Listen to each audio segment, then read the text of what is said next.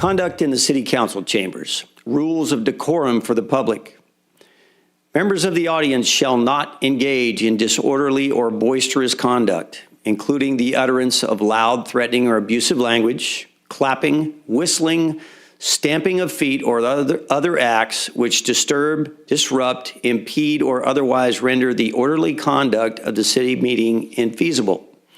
A member of the audience engaging in any such conduct shall, at the discretion of the presiding officer or a majority of the city council, be subject to ejection from the meeting per Government Code Section 54954.3C. Removal from the council chambers. Any person who commits the following acts in respect to a meeting of the city shall be removed from the council chambers per Government Code Section 54954.3C. A, disorderly, contemptuous, or insolent behavior towards the city council or any member thereof, tending to interrupt the due and orderly course of said meeting. A breach of peace, boisterous conduct, or violent disturbance tending to interrupt the due and orderly course of said meeting. Disobedience of any lawful order from the mayor, which shall include an order to be seated or to refrain from addressing the city council, and any other unlawful interference with the due and orderly course of said meeting.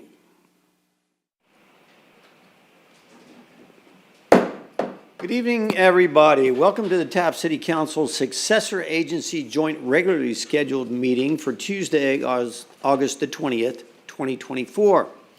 City of Taft Council meetings are being held in person with full capacity seating and are live streamed at www.youtube.com/user/City of Taft. Public comments may be made in person and also can be received per the following. Written comments may be dropped off in the drop box in front of City Hall. Comments may be emailed to the city clerk at cityclerk@cityoftaft.org. They may also be made by phone to the city clerk's office at 661-763-1222. Public comments will be accepted up until 5 p.m. the day of the meeting, and all comments received will be read into the record. We'll begin this evening's meeting with the Pledge of Allegiance, led by Mayor Pro Tem Cryer, followed by the invocation from Pastor John Getty. If you will join us all, please. Everybody put their hands over their heart. I pledge allegiance to the flag of the United States of America and to the republic for which it stands, one nation, under God, indivisible, with liberty and justice for all. Heavenly Father, we just thank you for this evening. We thank you for this great city. We just pray, God, your blessing over tonight, over the council and over Mayor Nord. We pray, God, that they would just seek you in all the decisions they make. We just pray, God, again, your blessing over this place tonight. In Jesus' name, amen. Amen. Thank you, John.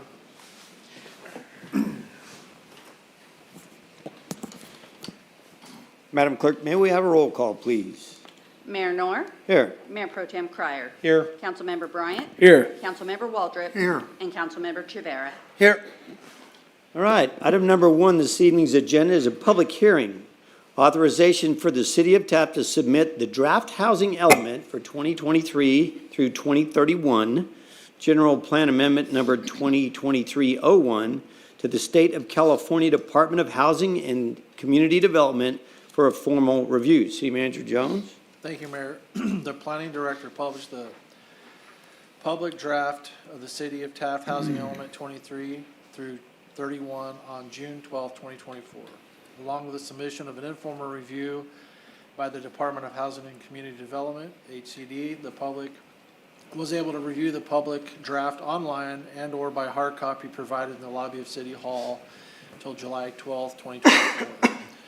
One letter with comments was received from Faith in the Valley regarding the housing element. HCD informed the Planning Director to expect their comments on the draft housing element by July 26, 2024. As of writing the staff report, the Planning Director has yet to receive comments from HCD. Per state law, once comments are received from HCD, the city must take a minimum of 10 business days to incorporate HCD's comments. prior to submitting for formal review. The formal review draft must also be available for public review, while each CD has 90 days to complete their review and provide additional comments to the city or tentatively approve the draft. As this item was properly noticed, the planning director has recommended the city council table this item and bring it back to a future meeting to allow sufficient time for HCD to provide their comments. Thank you, City Manager Jones. Recommend action here, gentlemen, is a motion to table this item until the next regularly scheduled city council meeting on September the 3rd, 2024. So moved. Second. I have a motion and a second. Any comment on this item, gentlemen? I'm just making sure that we're tabling so we can wait for a comment from Housing and Community Development. Yes. Thank you. All right. No comment. No comment? Any additional comments, gentlemen? No. Madam Clerk, we have a motion and a second. May we have a roll call, please? Mayor Pro Tem Crier, Yes. Councilmember Bryant. Yes. Councilmember Waldrop, Yes. Councilmember Chivera, Yes. and Mayor Nor. Yes, that's passed on a 5-0 vote. Thank you very much. Next up is item number 2, citizen request public comments. We have none? Well, that saved a great deal of discussion then, didn't it? All right. Council statements, non-action. Councilmember Chivera, I'll begin with you, sir. Thank you, sir. I appreciate it. So we're back to school, and it is sure nice being back on campus with our local youth. They're eager to learn, and again, staff and teachers excited. I as well. Well, with being back on campus, there's a lot of activities taking place, and as a teacher, and not only a teacher, as a parent, I can't encourage parents enough to have their kids involved in our local activities that are happening on our campus. There's a lot of activities, there's a lot of clubs that'll keep them out of trouble, keep them off the streets, and more importantly, it keeps them working on their social skills with their peers. And again, there's just a plethora of activities being offered for our youth, and I would encourage you, sit down, talk to your children, and get them involved. There's upcoming dances, there's football games, there's just games in general with sports coming up, and they need to get involved. We need to keep them off the streets and enjoying their high school experience. In addition to that, just like every beginning of the school year, there's new policies that are in place, and I would encourage parents, whether they call the school or they go visit, but become familiar with the new policies. That way they understand what's taking place, and you got to be careful in listening to your children. Your children explain it one way when the policy says something different. So I'd encourage you to definitely become familiar with the new policies. And finally, congratulations to all the incumbents. In addition to that, congratulations to all the local candidates running for some of the local positions. It takes certain people for some of these positions, and my hat goes off to them. There's a lot of people willing to get on social media and they say some things that are incorrect or stuff that they think that they understand or they know, and that's generally not the truth. So for someone to get involved and actually participate in their community, I take my hat off to them. And finally, I'd like to share a couple quotes on the importance of being involved with your youth. Okay. The most powerful way to change the world is to live in front of our children the way we would like the world to be. Don't educate your children to be rich. Educate them to be happy. So when they grow up, they will know the value of things, not the price.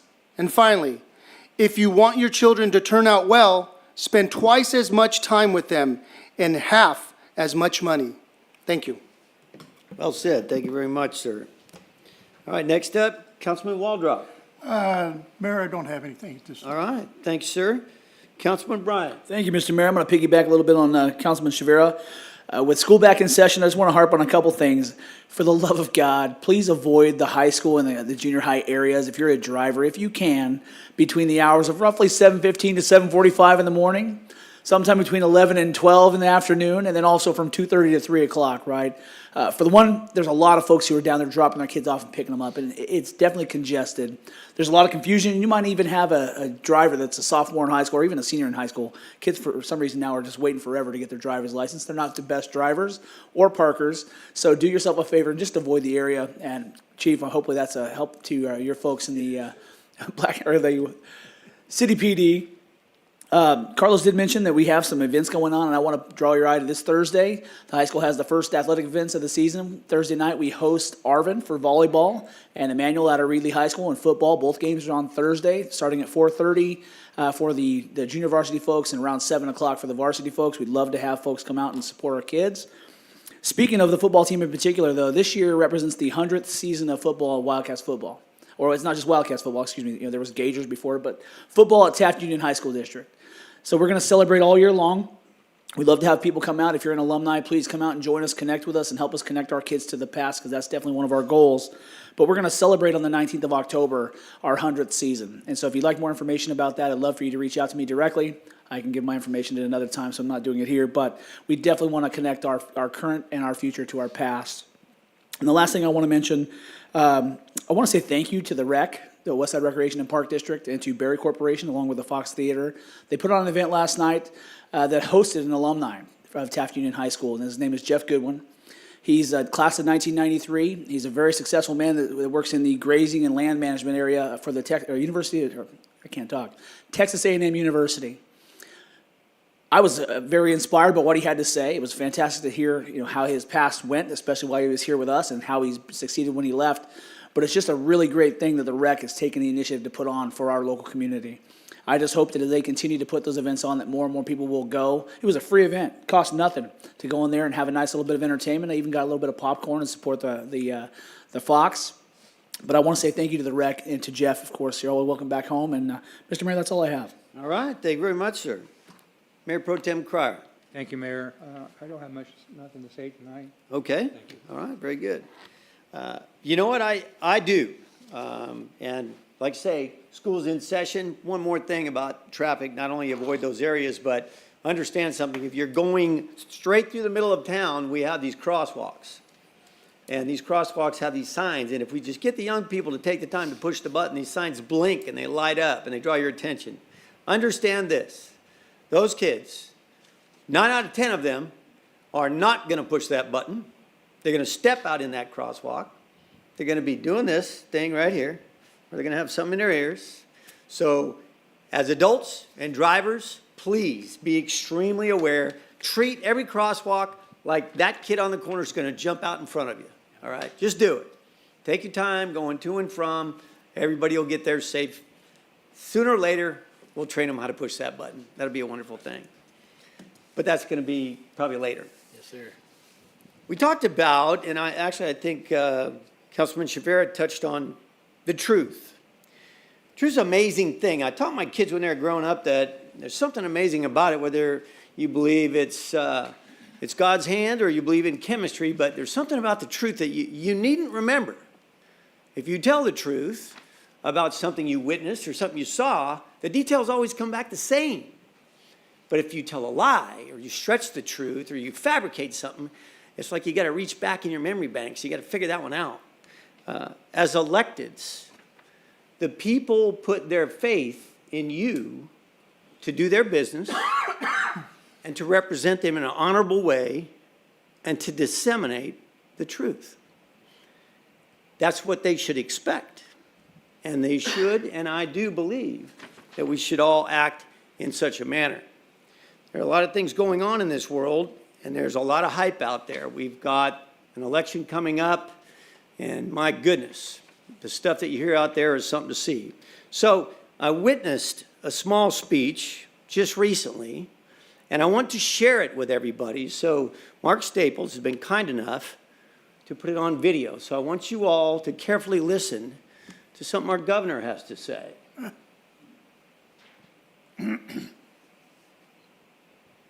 Of them themselves. You should never see the light of day, period, full stop. And as far on the energy topic, I live in Woodland, Thank you. and I'm actually a customer of Valley Clean Energy. And I can tell you my power bills have not gone down. And I'm curious, when should California see some financial benefit to this transformation to renewables? Well, I think we have. That wind, the water, and solar has kept prices down. This is the cheapest form of energy right out here, this technology. It's had a significant impact on what you don't see. Our nation-leading climate policies have also had a significant impact of rebating customers, including $146 just this month that will be going out on average to customers, millions and millions of customers through our cap and trade program to offset their utility costs. Our nation-leading energy efficiency program allows me to lay claim to this fact. It's been PolitiFact. You can check it as well. So the fact that California has lower residential utility bills than states like Texas, states like Florida, and others that tout or mislead you with information that, with respect, is not or should not be in evidence because of the energy efficiency programs in this state. Okay, what did the governor just tell us? He boasted that that is the cheapest energy out there. And he boasted that we are leading the country and that we are already seeing. I mean, that was a constituent asking, okay, I understand, you know, we're making this transition, but at what point in time are we going to see the economic benefit? You heard what the governor said right now. You're seeing it right now. And he pointed out Florida and he pointed out Texas. Now, why do you suppose he did that? You think he doesn't like the governors of those two states? Maybe it has something to do with 650,000 private sector jobs leaving California and landing in the state of Texas. Maybe it's the fact that Austin, Texas exports more technology these days than the Silicon Valley. But what he said was, that's a fact, and you can fact check it. Everybody hear him say that? Mm-hmm. That's what your governor said. Well, you know what? I thought, okay, I'm going to fact check it. Now, if Dave Knorr just said, hey, I think he's wrong, that's just Dave Knorr. So Dave Knorr looked to the United States Energy Information Agency, the EIA. And the EIA, they don't tell the same story that the governor does. As a matter of fact, according to the EIA, California has the second highest residential end-user energy costs in the United States of America, second only to the island nation of Hawaii. On top of that, he boasted that it's cheaper than Texas, cheaper than Florida. California's average 34.3 cents per kilowatt hour, Texas 14.74, Florida 13.63. So that means actually the state of California is somewhere around 250 or 270% of the average.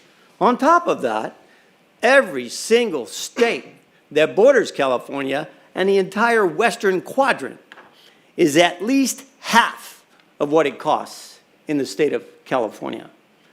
Now, I can give you firsthand knowledge of the state of Arizona and Taft, California, because I own a house in Arizona and I live proudly in the city of Taft. So the EIA says the average cost in California is 34.3 cents a kilowatt hour. My PG&E bill that arrived today says, well, no, it's actually 46 cents a kilowatt hour. The EIA says in Arizona, it averages about 15.5 cents.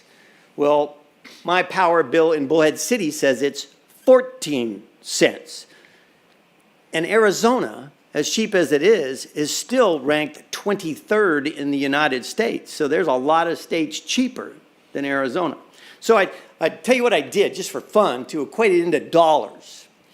I took the amount of electricity I used last month in Bullhead City, Arizona, right on the other side of the Colorado River, just on the other side of Needles, California. So my bill in Bullhead City, $458 for the month. The same amount of electricity based on this would be $1,482.58 in Taft, California. Now I thought, well, you mean to tell me the governor is that far off? Do you think he intentionally misrepresented the truth regarding the cost of intermittent forms of energy to the end users? Who's to fault? Somebody's got to be at fault. And I thought, well, you know, he put together this anti-gouging commission because of what we pay for gas and diesel, because so damn oil companies got to be gouging the consumers. So he grew government, created a commission, and they're going to look into it. Well, if we're only paying 150% as much for gas and diesel, and we're paying 250, 300, 400% as much for electricity, why are we not investigating the people who are gouging us for electricity? These lights, this air conditioner, your ones at home, your refrigerator. I looked into that a little bit. So every time a public utility asks for a rate increase, they have to go before the California Public Utilities Commission, the CPUC, made up of 5 commissioners, 3 women, 2 men. At this time, all 5 have been appointed by Governor Gavin Newsom. 5 out of 5. So if you were to make a boogeyman out of the CPUC, and people found out that actually the governor appointed every single member of the boogeyman coalition, he'd look kind of bad. But that is a fact. So in the end, the governor held a news conference. He was asked by a constituent a very reasonable question. When am I going to see the results of this transition to renewables? The benefit, the economic benefit. What the governor told him was a bull-faced lie. That's the truth. The guy who stood before that microphone, that guy's a liar. So I just wanted to share all that with you all. You can see on that screen where to look for the information. And if you want to dig deeper, by all means, dig deeper, because that's how we learn. It's a lesson to what's going on right now, and there are all kinds of programs and debates and news flashes. So please do yourself a favor. Dig a little deeper, look into it. The truth sometimes might be a little bit different than what you hear, or it could be right at 180 degrees off, like in this instance. So that's the rest of the story. All right, that's all I have this evening. Moving on, item number 3, department reports. We don't have any department reports this evening. All right. We'll go to item number 4, city manager statements. Thank you, Mayor. No statements. Thanks, sir. City attorney statements this evening, sir. Thank you, Mr. Mayor. Also no statement. All right. Item number 6, future agenda requests. I do have one, Mr. Mayor. Yes, sir. I would like for us to consider moving either the time or location of our 9/17 meeting, the second meeting in September, to facilitate us attending the Californians for Energy and Science meeting that day, which starts at 5 and ends at 7 p.m. I see. Do I have concurrence regarding that request from any other council I'll member? concur. All right, I have concurrence. I would think it would most likely be easiest if we just moved up the timetable and other than that, came to the same place to do the people's business, if that makes sense to staff. Whatever's easiest for staff is fine by me. It does. That way we have our video equipment and the meeting can still go out to the public. Perfect. All right, then. I don't think we need a motion and a second or a vote on this, but you certainly have our direction. I will bring an item back to you next meeting. All right. Thank you, Ed. Thank you very much. Thank you, gentlemen. Any others, gentlemen? All right. That brings up consent calendar items 7 through 12. All items listed on the consent calendar shall be considered routine and will be enacted by one roll call vote. There will be no separate discussion of these items unless a member of the city council requests specific items be removed from the consent calendar for separate action. Any item removed from the consent calendar will be considered after the regular business items. Are there any items on the consent calendar that any member of the public would like to comment on? Seeing none, those items are item number 7, the minutes for the August 6th, 2024 regularly scheduled meeting and the August 13th, 2024 special meeting. Item number 8, the payment of bills, some $1.14 million worth. Item number 9 would be cancellation of November 5th, 2024 election and appointment of incumbent nominees. Recommendation is a motion to adopt a resolution entitled, "A Resolution of the City Council of the City of Taft providing for the appointment to the offices of this city that were to be elected on Tuesday, November the 5th, 2024, and cancel said election."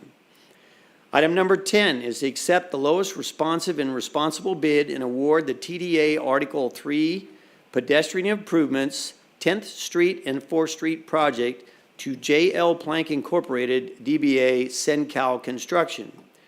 Recommendation here is a motion to accept the lowest responsible bid, award the project, and to execute a construction agreement with JL Plank Incorporated, DBA Sencal Construction in the amount of $224,500 for the TDA Article 3 pedestrian improvements 10th Street and 4th Street project, and authorize the city mayor to execute the construction agreement and find that the activity is not a project per the California Environmental Quality Act, CEQA, as set forth in Section 15061B3 of the CEQA guidelines.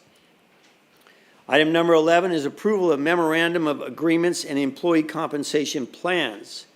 Recommendation is a motion to adopt a resolution entitled, "A Resolution of the City Council of the City of Taft approving the memorandum of agreements and employee compensation plans and updating the city salary chart for, number 1, the Service Employees International Union, SEIU Local 521, number 2, the Taft Police Officers Association, number 3, Management Supervisory Confidential Compensation Plan, number 4, Department Heads Benefits Compensation Plan, and find that the activity is not a project per the California Environmental Quality Act, CEQA, as set forth in Section 15060C3 and Section 15378 of the CEQA guidelines.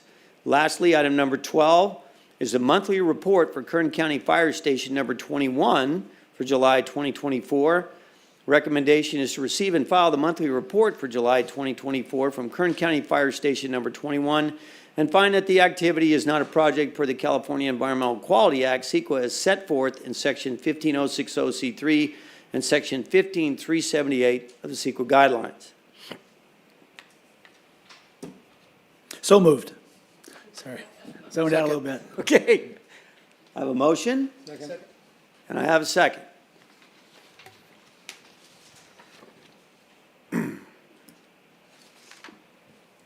Mayor Pro Tem Cryer? Yes. Councilmember Bryant? Yes. Councilmember Waldrop? Yes. Councilmember Chavera? Yes. And Mayor Noor? Yes, with one note, and that is I forgot to ask the council if they wanted to remove any of these items from the consent calendar. Shame on me.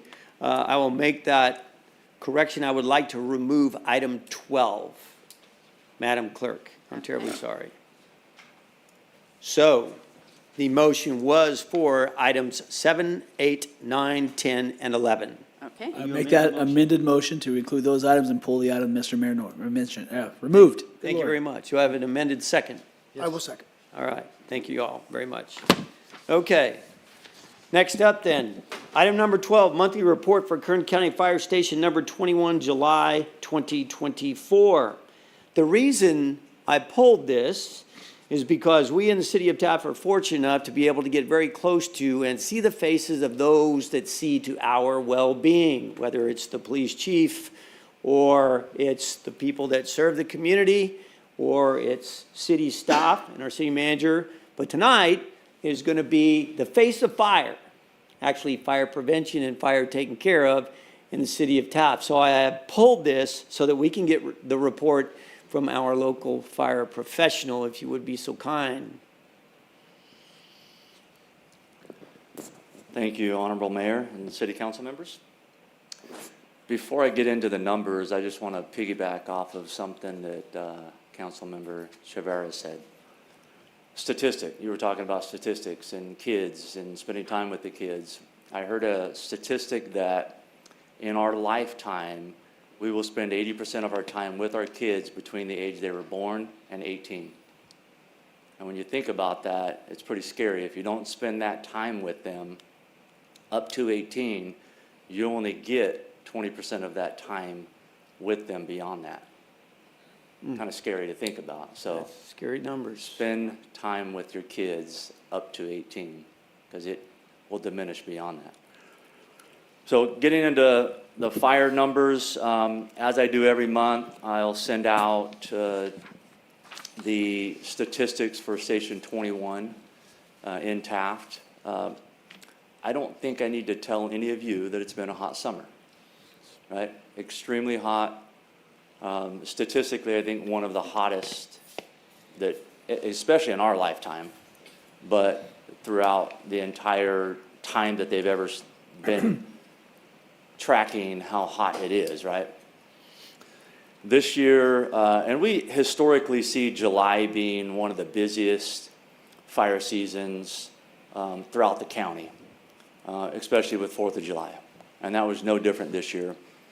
So July showed, just for Taft, 264 calls. So 264 times somebody called 911 just in the month of July. And we had 40 fires. So just driving to this meeting today, I noticed a lot more what we call black along Taft Highway. You can see it as the sun's setting or as the sun is coming up. It's easier to see the black spots through the west side, right? The west side has been extremely busy this year. A lot of that is predominantly because of the water season we had last year. We had a lot of rain last year. This time last year, we were fighting flash floods in Ridgecrest and in Tehachapi. And it was, a week ago it was 110 degrees. Crazy how a difference a year makes. But with all of that rain, our vegetation has grown way thicker, and it's continuous. Where we used to have a lot of the fires, especially when we have continuous year after year drought seasons, that fuel burns off and it doesn't grow. So we'll have a patch of grass, and then we'll have a little patch of dirt, and then another patch of grass. So when we get on scene of a fire, it's real easy to put that patch of grass. It's not going anywhere. So reason I wanted to be here tonight is I'm sure that a lot of the residents around the city of Taft, although some of these fires on Honolulu Hill, 25 Hill, they probably see the smoke. And people deal with that differently. Sometimes it causes anxiety for them. I can't express enough for people that live on the outskirts and have vegetation around their home to make sure they're doing their defensible space.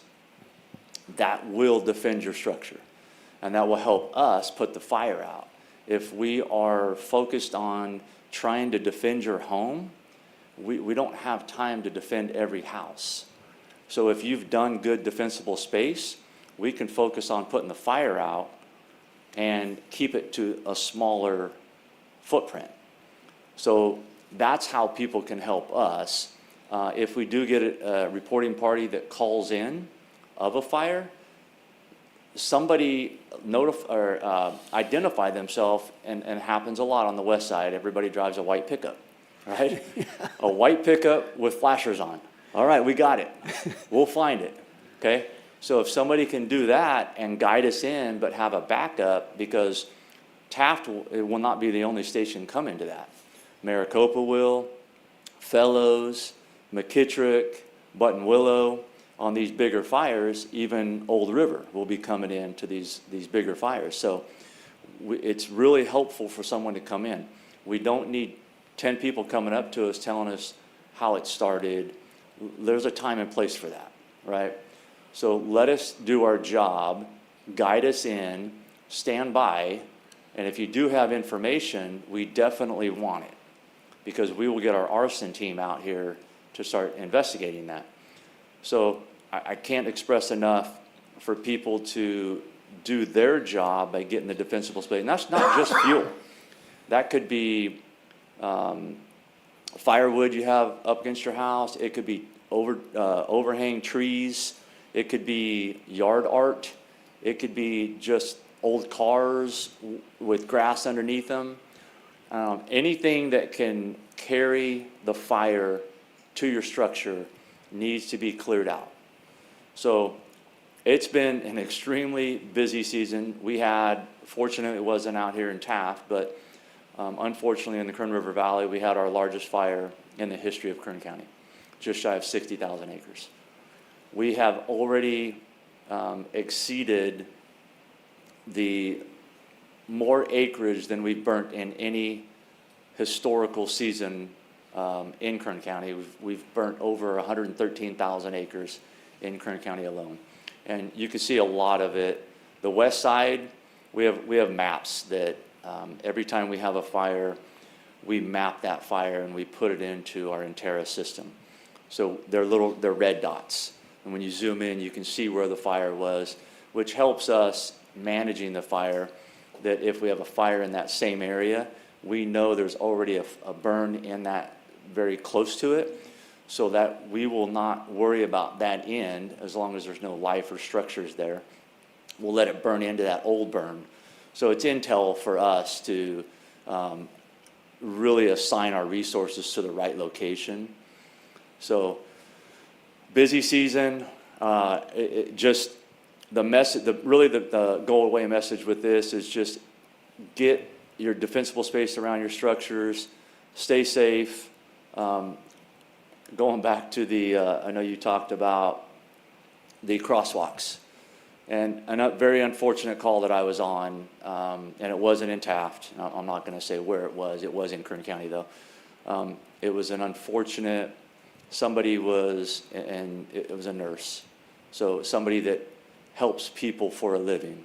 And on a lunchtime, the individual was going to Sonic to pick up some drinks for her coworkers. And she made a right-hand turn and her purse fell over in her seat.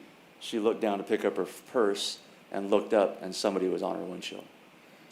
So watch out.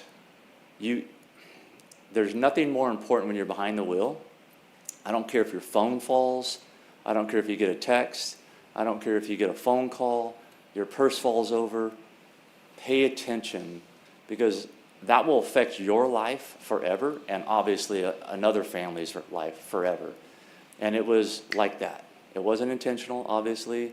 And showing up on scene to that incident, my heart hurt for her, because she cared for people. That's what she did for a living. And it was a split second. A split second can change your life.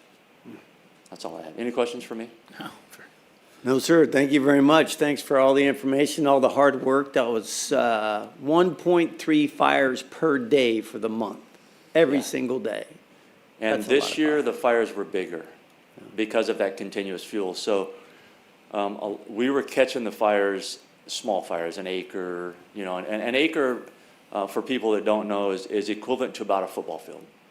So when you have 1,000-acre fire like we had up on Honolulu Hill a couple months ago, or several 100-acre fires on coming right up off Taft Highway, that's 1,000 football fields worth of grass that's burning. And some of these locations are fuel for cattle.